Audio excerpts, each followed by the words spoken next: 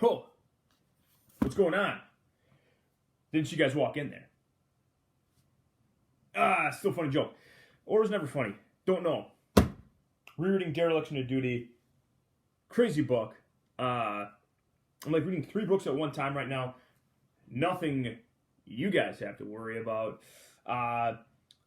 This is actually the last week of instruction for the Cold War. There you go.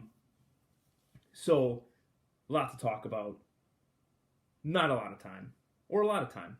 Because I'm just going to ramble and then I'll pick some questions out and we'll see what happens. And good stuff. So, where we last left off, bad things happening in the Cold War. And I do think, I talked about this more in the last video.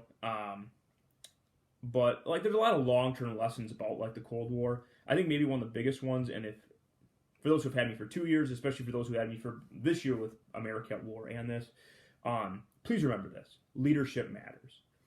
At times when we look like we're going to lose the Cold War, it's a reflection of bad leadership on American presidents or American politicians. When we are winning the Cold War and when we ultimately win the Cold War, it's about good leadership. And I think maybe one of the best lessons of the Cold War is that leadership matters. And in a time in our nation and stuff where great leaders seem to be in short supply, the Cold War serves as a great example of what good leadership looks like. Certainly, in America at War, I try to provide you guys examples of great leadership from the military perspective. I would say this is more great leadership and really bad leadership from the political perspective. Whether you're running a business, whether you're a teacher, someone in the healthcare professions, just you as a person in a family, you need to be a leader in whatever you do. This country needs leaders. History provides for us great examples of incredible leadership, especially against insurmountable odds. History also gives us really poor leadership, and that is what we're talking about today. So, a central question is, why did Jimmy Carter fail? Jimmy Carter becomes president in 1976. He's a very good person, no question about that. He's also a horrible president. Jimmy Carter was a peanut farmer from Georgia. He'd been governor of Georgia. He graduated from the U.S. Naval Academy. Has actually a pretty good resume. He was not the right person to lead us in the Cold War. During his 4 years as president, things get significantly worse in this country. Domestically, we have stagflation, we have rising gas prices, we have an energy crisis, and Carter's overwhelmed by all of these things. He's not a great leader, and it shows in his failures as a U.S. president. That's stuff for a U.S. history course, but certainly all those things are Carter problems. For us, when we're talking about the Cold War, Carter's even worse. Carter is probably the worst foreign policy president in American history. He's certainly, and it depends on how you view the Vietnam War, but you could definitely make the case he's worse than Johnson in terms of foreign policy. During Carter's 4 years, it looks like the Soviet Union is going to win the Cold War. That's how bad it is. Here's some of Carter's problems. One, he doesn't believe the Soviets are really that big of a threat. He does not have a clear understanding of what the Soviets actually want, and he doesn't have a clear understanding of how far they're willing to go to get what they want. He's the anti-Truman. He's the anti-Eisenhower. He just doesn't recognize this. Also, he's an idealist. He's not a realist. He believes that through negotiation, through being friends with these countries, that's how we can solve these problems. That's not realistic. He continually wanted to make treaties with the Soviets, even though the Soviets continually backed out of these treaties, or they continually just would sign them and then not actually follow through on them. But yet he continued to want to make these treaties. He wanted to make U.S. foreign policy one of, we're only going to interact with good countries and countries that uphold humanitarian rights and things like that. And that looks awesome on paper, but that's not realistic. And Carter kind of was naive to what the world was really like in terms of foreign policy. Foreign policy is a cutthroat game, and Carter didn't have the chops for it. Some of the examples kind of this are when the Soviets go into Afghanistan, Carter tried doing everything possible to not blame the Soviets for going into Afghanistan. Instead, what he does is he boycotts the 1980 Summer Olympics. He writes letters. And so, rightfully so, the Soviets view Carter as this extremely weak president, which he was. And they continually expand their power and influence in the world because they know Carter's not going to do anything. Carter also cuts military spending fairly drastically, does not allow the U.S. military to fulfill some of their investments they've made in new tank technology and airplane technology, things like that. And so with all this, we have three individuals kind of come to the forefront. And they're three very unique people. The Cold War is not won by one person. The Cold War is won by the contributions of thousands of different people. But these three, if Carter was the wrong person at the wrong time, these are the right people at the right time. First person, this is a unique one, is Pope John Paul. Pope John Paul was born in Poland. Poland had been overtaken by the Soviets. Pope John Paul was a furious anti-communist person. And he began attacking communism from the religious standpoint. That how can this non-religious, atheist-style government survive? And he's going throughout Europe preaching this stuff, and you begin to see people flocking towards Pope John Paul. You begin to see movements in this direction. So it's his words that matter. In England, legitimately one of the most interesting people, whether you agree or disagree politically with him, one of the most interesting people ever to serve as the British Prime Minister, Margaret Thatcher. She's the first female Prime Minister of England. The Iron Lady, she is absolutely tough as nails.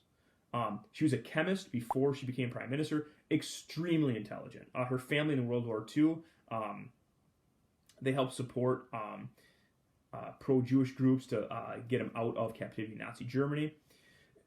She's leading the spearhead against the Soviets in Europe. She's uniting Europe to withstand the Soviet onslaught.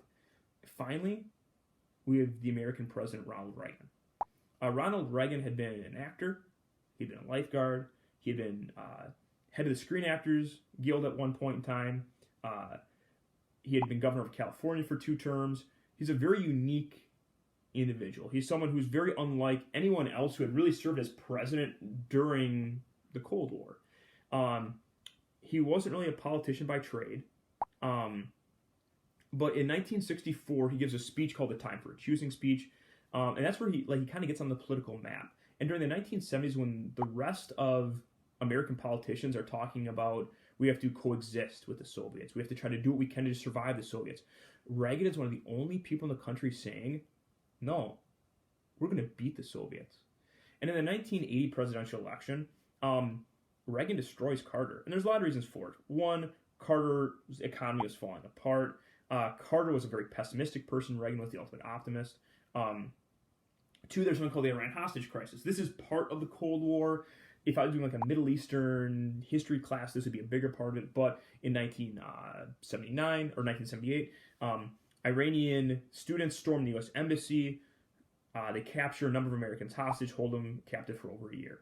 Again, you want the worst 2 moments in American history in terms of just like events. Us losing in Vietnam in 1975, the embassy being stormed. Reagan wins the 80 election. And next video, we'll actually get into how we win this thing. But what Reagan understood, maybe better than anyone, was like, this is a war we have to win. And he laid it out pretty simply. We win, they lose, they win, we lose. What made Reagan unique in terms of American presence was he, maybe other than Truman, was the first one to truly understand what the Soviets were. And he understood the only thing they're going to respond to is military strength. His entire foreign policy is based upon this idea. Peace through strength. We get peace by being strong. We're not going to get peace by being weak. That was Carter. Carter's belief was by having a smaller military and by not being a threat to other countries that, okay, that's what will achieve peace. Reagan understood what the Soviets were. He understood what evil countries in the world were. They respond to force. You need to negotiate from a position of strength. And so it's with this peace through strength foreign policy idea. Reagan comes in 1980, and his idea isn't just, we're not going to just survive the Soviets, we're going to win. And Reagan's plan for winning is audacious. It's brilliant looking back. But his idea is we're going to attack every part of the Soviet Union. We're going to attack them militarily, politically. We're going to attack them with words and our rhetoric and our political ideology. We're going to attack them economically. We're going to put so much pressure on them. They're either going to be forced to change or they're going to collapse in on itself. Because what President Reagan knew was the Soviet system was inherently weak. Its own ideology would be its undoing. Reagan had been preaching this for the last about 10 years. By 1980, he's going to have the opportunity to put it into practice. He's going to have two great people to help him out, Pope John Paul and Margaret Thatcher. And with this, we lead into the final part of the Cold War, which is how we win the thing. So we have the people in place. We have Reagan, we have Thatcher, we have Pope John Paul. We have a new, renewed view of foreign policy where, hey, we're not playing nice guy anymore. We're playing with power. Soviets, you bit off more than you can chew. Now we're reaching the end game. So we'll talk about the end game next video. Let's do a question. This could be a funny question, could be a serious question. Got the box. Were you a popular kid in high school? Elizabeth D. Popular is all a relative thing. I had friends. I played sports. I don't know if that necessarily made me popular. I never felt like I was walking around with no friends all the time, but I had a very small friend group and stuff. I'm still friends with them today. When you spend the worst thing you can do in high school, this is advice. Oh, I can't believe I'm giving advice right now. Don't spend your time trying to make everyone like you, because in the process of you trying to make everyone like you, no one will like you. Just be yourself. People who are truly friends will gravitate towards that. I've been lucky that I've always just been me. Some people have liked that. Some people haven't. But it makes you a much more happy person, and the right people will gravitate towards you. The people that actually care about you. Just be yourself. Okay. You guys have a good rest of your day. Read some books. It's raining outside. Negative. I'm doing some more drywalling, which I'm not great at. It's an art. It's an art I'm not good at. Drink some coffee, push-ups, learn about drywalling, learn some home repair stuff. Everyone should know home repair stuff. Believe in yourself. Believe in the country. Go America. We're in the end game. We're going to win this thing.